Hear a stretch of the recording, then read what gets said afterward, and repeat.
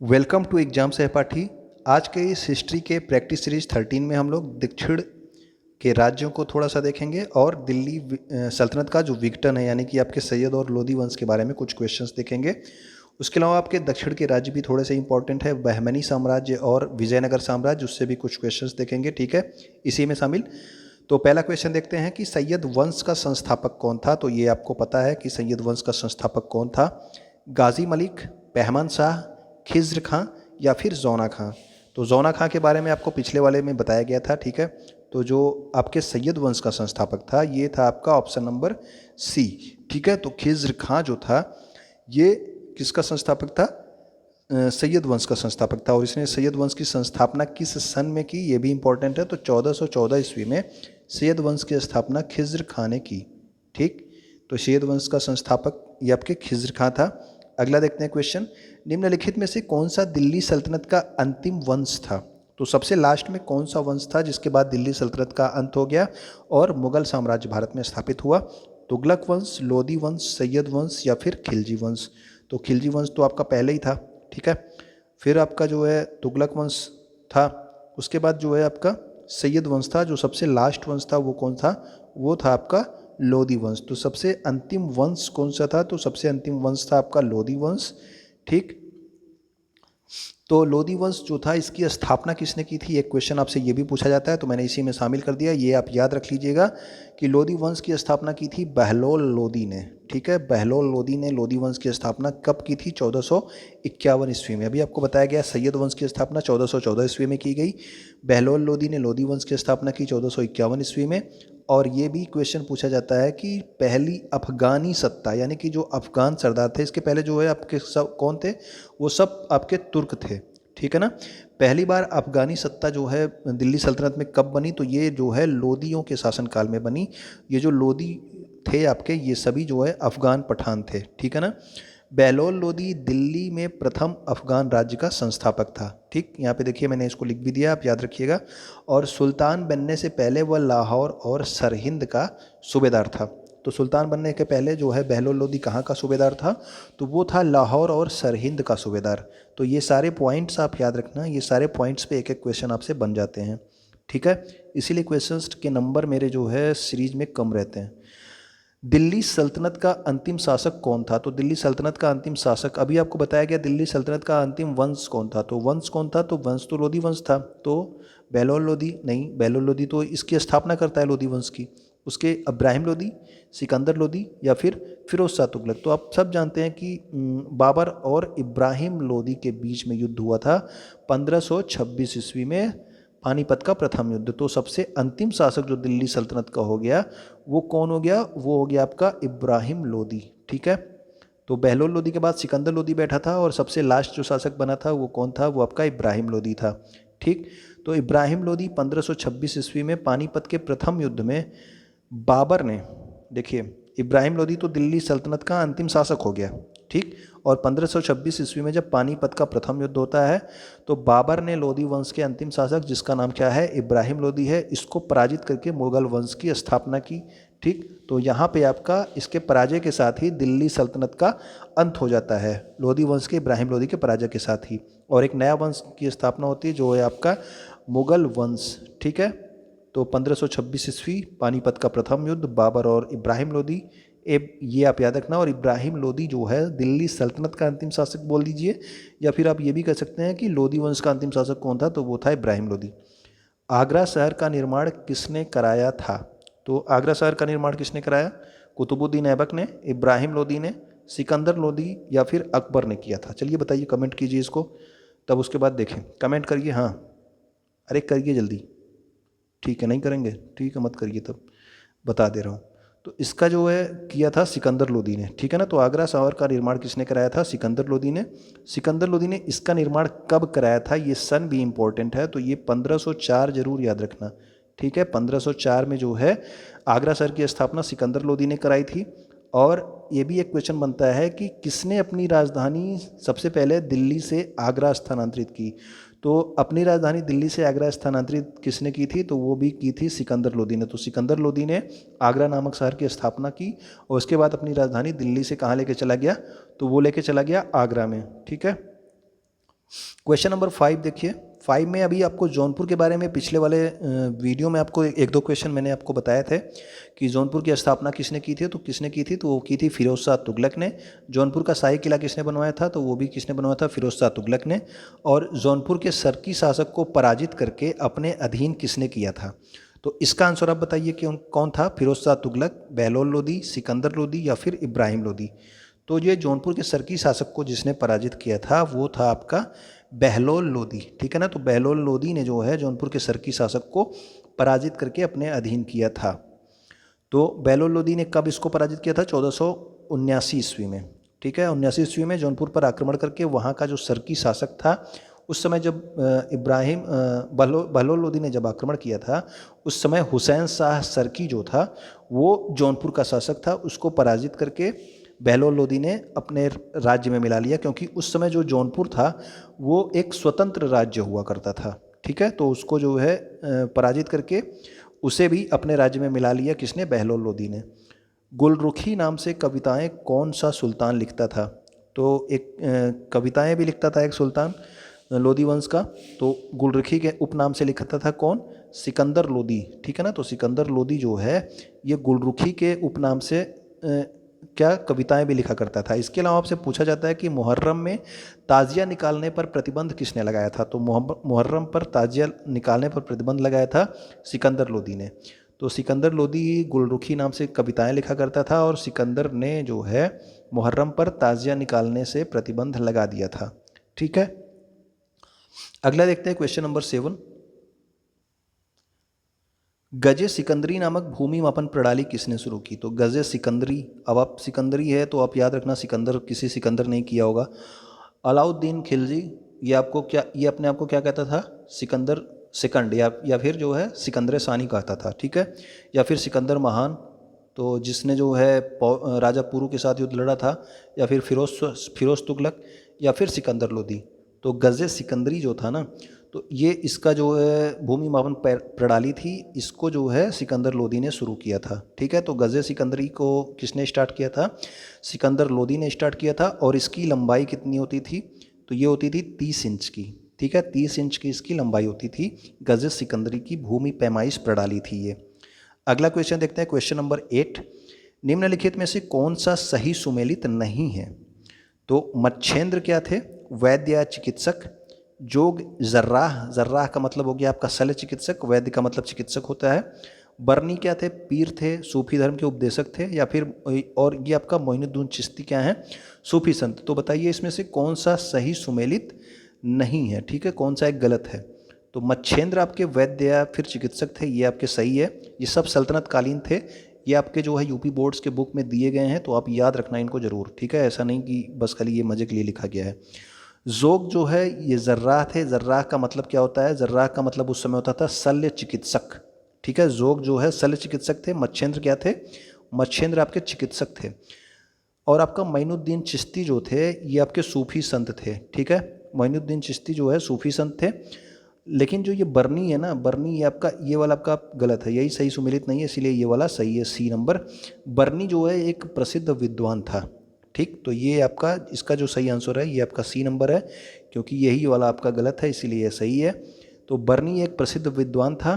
ठीक, और बाकी ये और ये तीनों सही हैं, इसका जो सही सुमेलन है ये यहाँ पे है। ठीक, तो ये मच्छेंद्र, जोग और मोइनुद्दीन चिश्ती आप याद रखने का। अगला देखते हैं क्वेश्चन नंबर 9 में। अब देखिए दक्षिण भारत के कुछ राज्यों के बारे में हम लोग यहाँ पे देखेंगे। ठीक, तो दक्षिण भारत के जो राज्य थे ये इंपॉर्टेंट थे, क्योंकि उस समय सल्तनत काल में जो है दक्षिण पे इनका पकड़ कमज़ोर हो गया था तुगलक वंश के बाद से, इसलिए वहाँ पे जो है स्वतंत्र राज्य बनने लगे थे। तो इसके विक्टन में जो है इसको भी पढ़ना आपका इंपॉर्टेंट है, क्योंकि ये भी आपके जो है सिलेबस में दिया गया है, इसको आपको पढ़ना है। ठीक है, तो दक्षिण में बहमनी राज्य का संस्थापक कौन था, ये आपको याद रखना है। बहमनी राज्य का जो संस्थापक था वो कौन था, हसन गंगू। ठीक है, हसन गंगू का एक और नाम है अलाउद्दीन बहमन शाह या फिर बहमन शाह, तो इसको बहमन शाह भी कहा जाता है। तो हो सकता है आपके ऑप्शन में जो है हसन गंगू की जगह पे क्या लिखा रहा है, बहमन शाह या फिर अलाउद्दीन बहमन शाह लिखा रहा है। ठीक है, या फिर इसका एक और नाम था, जो कि इसका नाम क्या था, जफ़र खां। ठीक है, जफ़र खां भी इसका नाम था। ठीक, तो ये भी आप याद रखना, इसका नाम जफ़र खां भी था, अलाउद्दीन बहमन शाह भी था और हसन गंगू भी था। ठीक। तो बहमनी साम्राज्य का संस्थापक जो है हसन गंगू या फिर जफ़र खां या फिर अलाउद्दीन बहमन शाह, तीनों एक ही व्यक्ति का नाम था। 1347 ईस्वी में की गई थी, सन याद रखिएगा। विजयनगर की स्थापना 1336 ईस्वी में की गई थी और ये आपके बहमनी साम्राज्य की स्थापना 1347 ईस्वी में की गई थी, इसको भी आप याद रखना। ठीक। तो अलाउद्दीन बहमन शाह की उपाधि से गद्दी पर बैठा और पृथक बहमनी राज्य की स्थापना की। ठीक। तो बहमनी राज्य की स्थापना किसने की थी? तो ये की थी अलाउद्दीन बहमन शाह। ठीक है, या फिर हसन गंगू या फिर जफ़र खां। 1347 ईस्वी, सन भी याद रखना, सन इंपॉर्टेंट है। तो अगला है कि विश्व का सबसे बड़ा मकबरा गोल गुंबद किस राज्य में है? तो इसका आंसर आपको पता होगा, उत्तर नीचे से झांक भी रहा है, आप देख रहे होंगे। ठीक है, तो जो सबसे बड़ा मकबरा ये गोल गुंबद है, ये विश्व का सबसे बड़ा मकबरा है, ये आप याद रखना। ठीक है, विश्व का सबसे बड़ा मकबरा है कौन सा? गोल गुंबद जो है ये किस राज्य में है? तो ये है आपके कर्नाटक में। और जो गोल गुंबद है ये मोहम्मद आदिल शाह का मकबरा है, ये भी आप याद रखना। ठीक। तो मोहम्मद आदिल शाह का मकबरा है कहाँ पे? कर्नाटक में, जिसका नाम क्या है? गोल गुंबद। और ये कर्नाटक राज्य के बीजापुर में स्थित है। गोल गुंबद बीजापुर में स्थित है, आप सबको पता होगा। ठीक। तो ये कहाँ पे है? कर्नाटक राज्य में है। बस खाली अब याद रखना कि मोहम्मद आदिल शाह का ये मकबरा है गोल गुंबद। ठीक है, अगला देखते हैं क्वेश्चन नंबर 11 में। किस विवादग्रस्त क्षेत्र के लिए बहमनी राज्य और विजयनगर साम्राज्य के मध्य युद्ध होता रहता था? तो ये कौन से क्षेत्र के विवाद के लिए बहमनी और विजयनगर में युद्ध होता रहता था? बीजापुर, बरार, रायचूर दोआब या फिर अहमदनगर? तो इसका जो सही आंसर है वो आपका था रायचूर दोआब। ठीक है, तो रायचूर दोआब का जो क्षेत्र था, इसके लिए जो है इन दोनों क्षेत्रों में क्या होता रहता था? हमेशा युद्ध होता रहता था।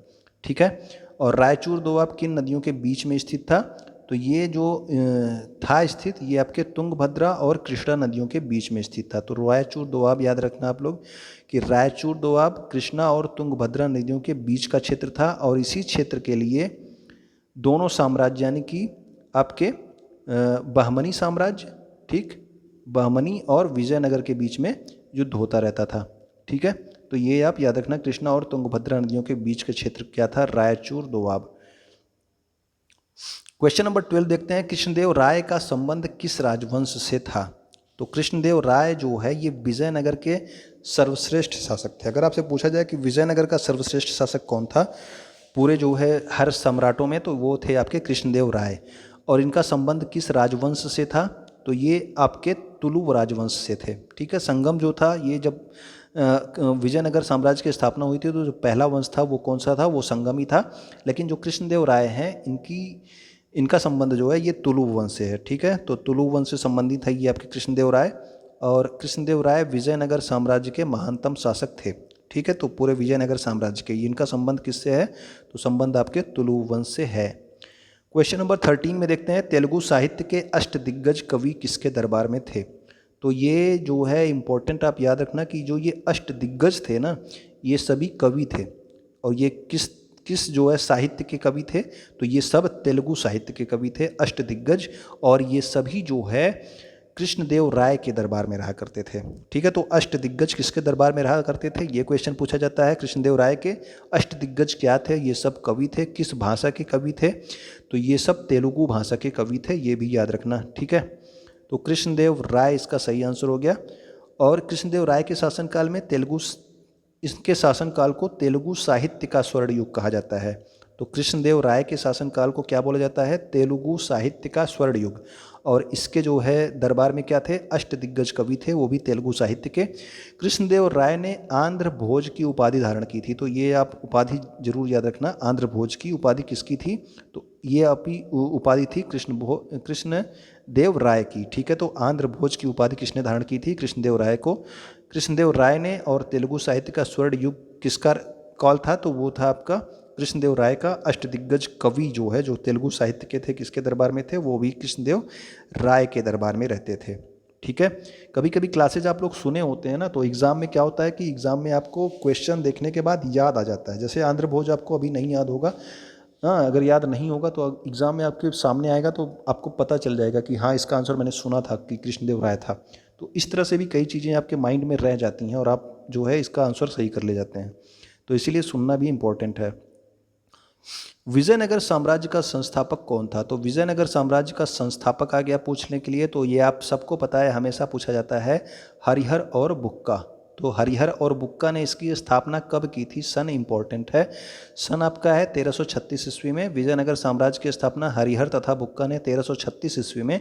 और विजयनगर साम्राज्य किसके किनारे है, ये भी आपसे पूछ लिया जाता है। तो ये आपके किनारे है तुंगभद्रा नदी के किनारे। ठीक है, अभी आपको बताया गया ना कि कृष्णा और तुंगभद्रा के बीच में जो क्षेत्र था रायचूर दोआब, उसके लिए जो है बहमनी साम्राज्य और विजयनगर साम्राज्य में हमेशा युद्ध होता रहता था। ठीक है, तो ये जो आपका विजयनगर साम्राज्य था ये तुंगभद्रा नदी के किनारे स्थित था।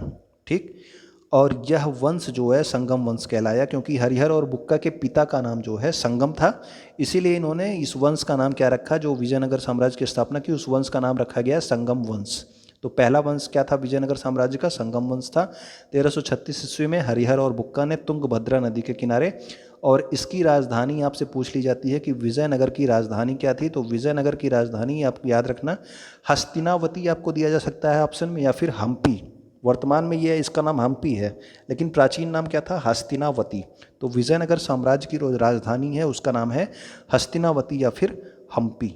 ठीक है, क्वेश्चन नंबर 15 ये आज के लिए लास्ट क्वेश्चन है। निम्नलिखित में से कौन सा सही सुमेलित है? तो सही सुमेलित आपसे पूछा जा रहा है कौन सा सही सुमेलित है। तो निकोलो कॉन्टी इटली का यात्री था, ये भी सही है। अब्दुल रज्जाक आपका ईरान का यात्री था, ये भी सही है। डोमिंगो पायस पुर्तगाल का यात्री था, ये तीनों सही है। तो इसका जो सही आंसर है ये आपका है उपर्युक्त सभी। तो याद रखिएगा इसको, ठीक है ना। इनका देश आपसे पूछा जाता है। इसके अलावा आपसे ये पूछा जा सकता है कि किसके समय में कौन से आए थे। तो अब्दुल रज्जाक और डोमिंगो पायस के बारे में तो आपके यूपी बोर्ड की पुस्तकों में दिया गया है, ठीक है ना।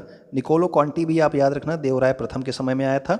बाकी ये तीनों आप याद रखना किसके समय में आए थे और कहाँ के यात्री थे, ठीक है। ये वाला क्वेश्चन इंपॉर्टेंट है, ऐसा नहीं है कि गलत है, मतलब सही, मतलब ये इसमें सब सही है। ये क्वेश्चन अच्छा क्वेश्चन है, इसको जरूर याद रखना, ठीक। निकोलो कॉन्टी इटली का यात्री, अब्दुल रज्जाक ईरान का यात्री, डोमिंगो पायस पुर्तगाल का यात्री। और निकोलो कॉन्टी देवराय प्रथम के समय में, अब्दुल रज्जाक देवराय द्वितीय के समय में, और जो डोमिंगो पायस था ये कृष्ण देवराय के समय में आया था। तो कृष्ण देवराय वाला आप जरूर याद रखना। कृष्ण देवराय के समय में कौन आया था? तो डोमिंगो पायस, और ये कहाँ का यात्री था? पुर्तगाल का। अब्दुल रज्जाक देवराय द्वितीय के समय में आया था, ये जो है ईरानी यात्री था। निकोलो कॉन्टी जो है ये देवराय प्रथम के शासन में आया था, और ये था आपके इटली का यात्री। और डोमिंगो मतलब कि निकोलो कॉन्टी ने जो है ये सती प्रथा का उल्लेख किया है, ये भी आप याद रखना कि अपने जो है सती प्रथा का उल्लेख जो है किसने किया है? तो निकोलो कॉन्टी ने। अगर इन ये सारे नाम आपको दे के पूछेगा किसने किया है, तब की बात बता रहा हूँ कि निकोलो कॉन्टी ने जो है विजयनगर साम्राज्य में सती प्रथा का उल्लेख किया है, ठीक है। तो ये आपके सारे क्वेश्चंस हो गए। तो उम्मीद करता हूँ कि चीज़ें आपको पसंद आई होंगी। वीडियो आप लाइक कर दिया कीजिए और अपने दोस्तों तक इसको शेयर कर दिया कीजिए। कोई ग्रुप बना हो या फिर कहीं पे भी आप इसको शेयर कर दिया कीजिए, ताकि और लोग भी चैनल से जुड़ सकें और उसका फ़ायदा उठा सकें, ठीक है ना, और चैनल थोड़ा ग्रो हो सके। तो वीडियो देखने के लिए आपका बहुत बहुत धन्यवाद, ठीक।